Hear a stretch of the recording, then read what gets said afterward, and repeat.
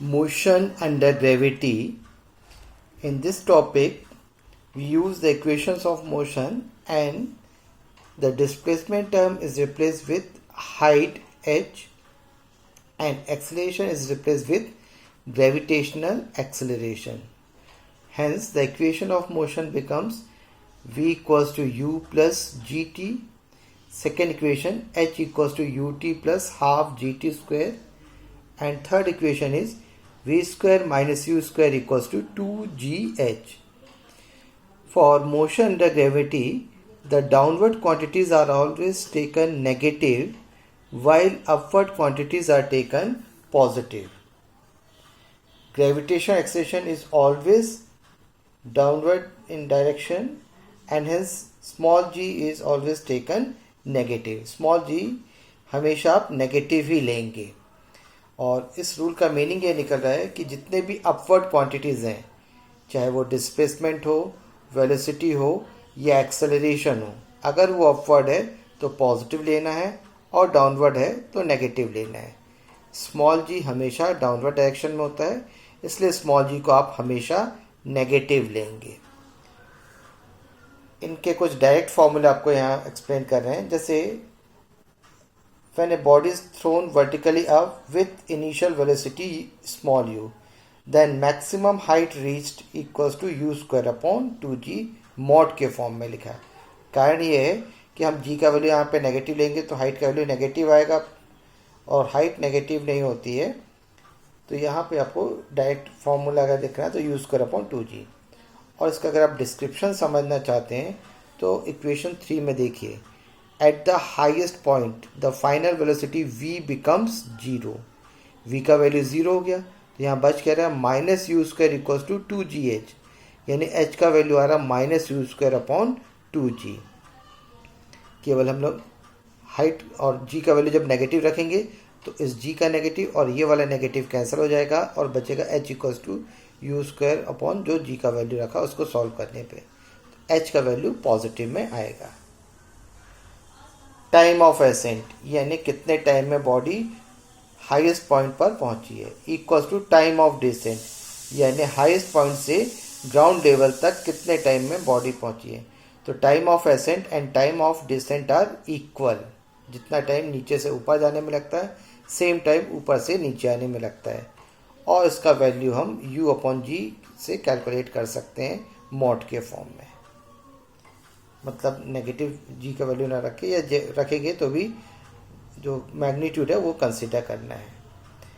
Total time of flight यानी नीचे से ऊपर तक और ऊपर से वापस नीचे तक आने में जो टाइम लग रहा है equals to twice u upon g. Velocity of fall at the point of projection. अगर हम किसी बॉडी को अपवर्ड थ्रो करते हैं तो कुछ टाइम में वो वापस उसी पॉइंट पर आती है तो कितने वेलोसिटी से रिटर्न आ रही है, तो जितने वेलोसिटी से थ्रो किया उसका नेगेटिव लेंगे क्योंकि जब हमने थ्रो किया था तो अपवर्ड था और जब वो वापस आ रही है तो उसका डायरेक्शन डाउनवर्ड है, इसलिए यहाँ पे माइनस यू लिख दिया है. लास्ट पॉइंट है यहाँ पे velocity attained by a body drop from the height h v equals to magnitude of v equals to root over 2gh. Magnitude इसलिए क्योंकि जब ये नीचे आ रही तो v का वैल्यू नेगेटिव आएगा, लेकिन इसमें जब हम रूट ले रहे हैं और सॉल्व करेंगे तो केवल वैल्यू पॉजिटिव में लिख रहे होते हैं और डाउनवर्ड दिखाने के लिए हम बाद में उसमें नेगेटिव साइन लगा देते हैं. तो इन क्वेश्चन को इन इक्वेशंस को अच्छे तरह से समझने के लिए एग्जांपल लीजिए. A stone is thrown upwards from the ground with initial velocity of 4.9 metre per second. It's not per second square, it is metre per second. Calculate maximum height reached. Second, the time taken to reach the maximum height.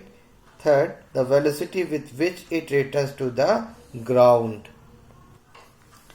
Suppose body was thrown from point P and it reaches to point Q. At point Q, that is at peak point, its velocity becomes 0. V equals to 0 लिख दिया and lowest point पे 4.9 metre per second की upward velocity है. तो ये maximum height calculate करना है जिसको हम direct you square by 2g formula से भी कैलकुलेट कर सकते हैं. यहाँ पे वैल्यूज रखे और मॉड साइन लगाए तो ये आ रहा है 1.225। इसे अगर हम चाहें तो थर्ड इक्वेशन ऑफ मोशन से भी सॉल्व करके निकालेंगे तो भी इसका वैल्यू 1.225 मीटर के फॉर्म में ही आएगा।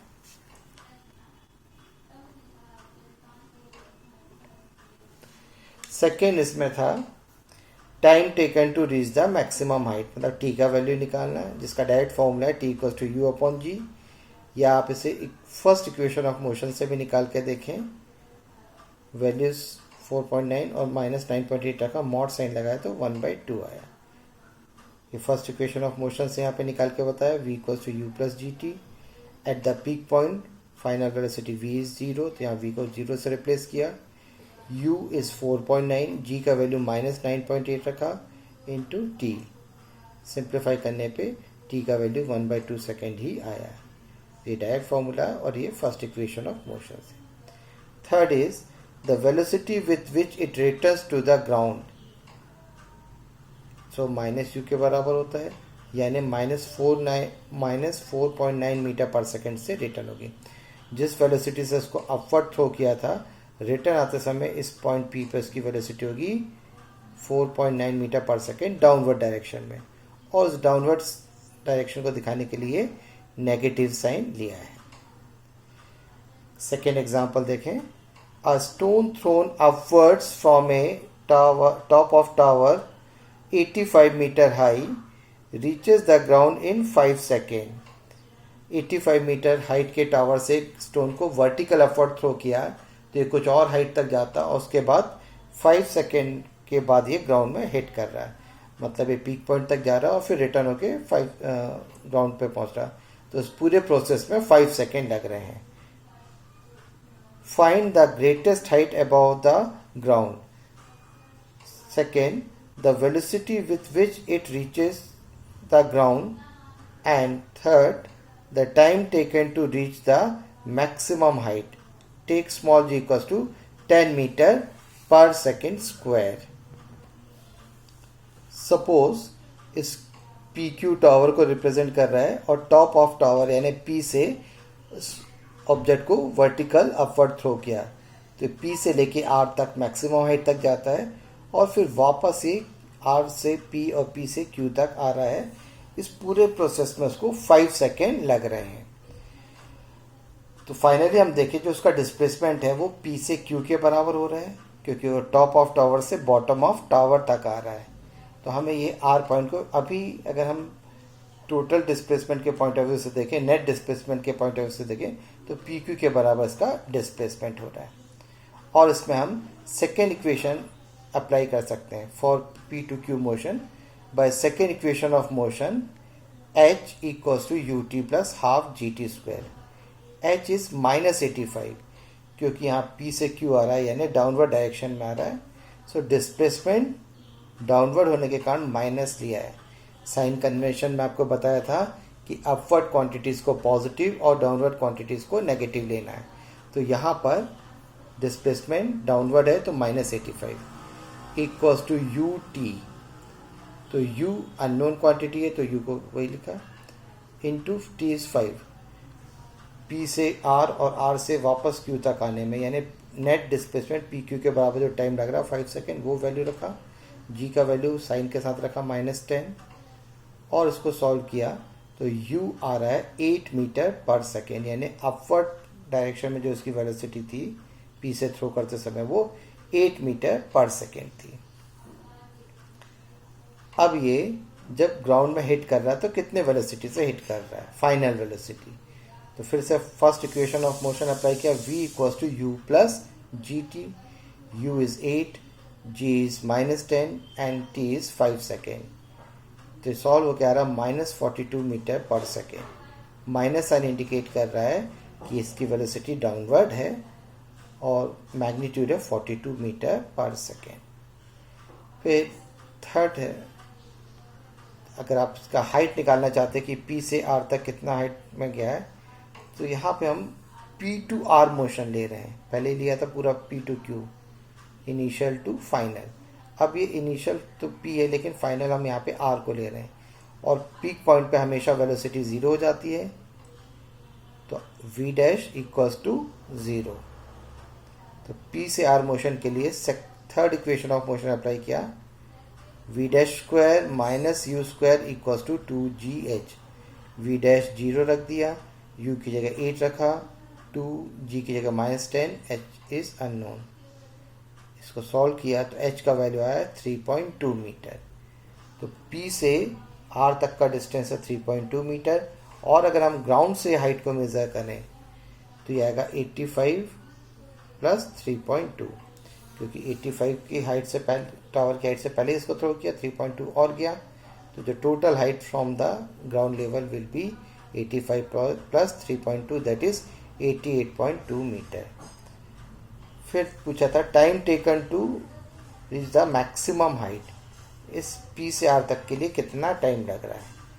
First equation of motion apply करेंगे for P to R motion. अब यहाँ पे हमने P टू Q के लिए भी फर्स्ट इक्वेशन अप्लाई किया था, टोटल टाइम था वहाँ पे। अब हम P से R तक का निकाल रहे हैं कि हाईएस्ट पॉइंट कितने टाइम पर गया। तो V dash equals to U plus G T dash. T dash is the time taken by the stone to reach from point P to point R.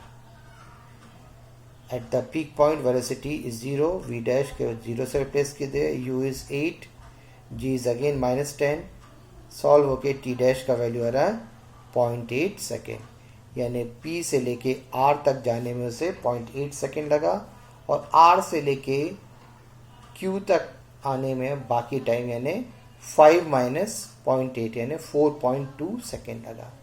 हाँ, R से P तक अगर पूछा जाता तो जितना P से R लगा 0.8 उतना ही R से P तक लगता 0.8, तो फिर बाकी जो बचता वो P से Q तक का टाइम कहलाता। एक ये लास्ट क्वेश्चन आपके प्रैक्टिस के लिए है। A ball thrown vertically up with the speed of 19.6 metre per second from the top of tower returns to the ground in 6 second, find the height of the tower. ये जैसा आपने first question किया था वैसे ही है ये second question जो भी किया है, केवल यहाँ पे क्या कर दिया है कि इसका स्पीड दे दिया 19.6 मीटर पर सेकेंड, टाइम दे दिया है, आपको टावर का हाइट कैलकुलेट करना है। तो ये h equals to ut plus half GT का फॉर्मूला अप्लाई करिए तो आपको 58.8 मीटर्स का हाइट मिल जाएगा।